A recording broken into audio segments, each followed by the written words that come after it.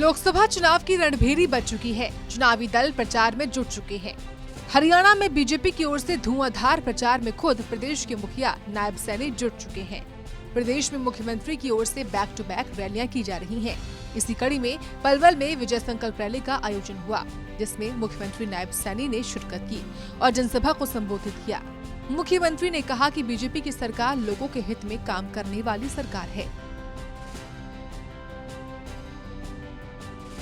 ये लोगों के हित में काम करने वाली सरकार है। भाइयों, मजबूती से देश को आगे बढ़ाने वाली सरकार है।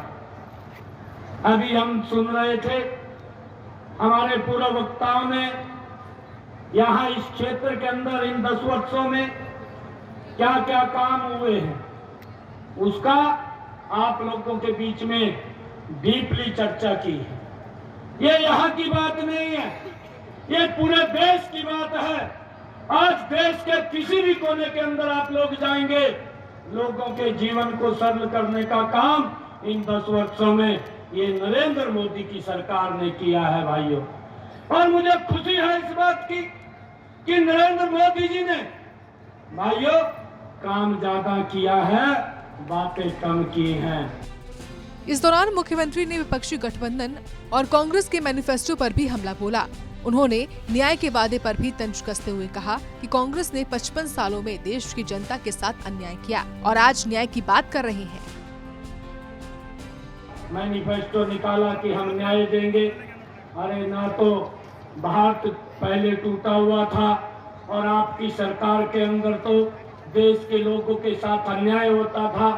आप आज न्याय की बात कर रहे हैं। आपने 55 साल 60 साल इस देश के ऊपर शासन किया और लोगों को भाइयों अन्याय से भुगतना पड़ा, अन्याय उनके ऊपर होता रहा।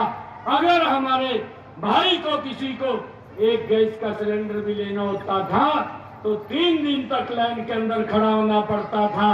ये देश के लोगों के साथ एक कांग्रेस की सरकार ने ये जो न्याय की बात कर रहे हैं, अन्याय होता था, परंतु न्याय तो नरेंद्र मोदी जी ने देने का काम किया।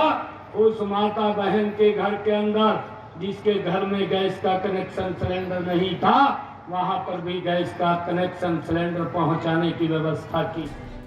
इस अवसर पर उनके साथ फरीदाबाद लोकसभा उम्मीदवार कृष्णपाल गुर्जर, कैबिनेट मंत्री मूलचंद शर्मा समेत तमाम बीजेपी नेता शामिल रहे।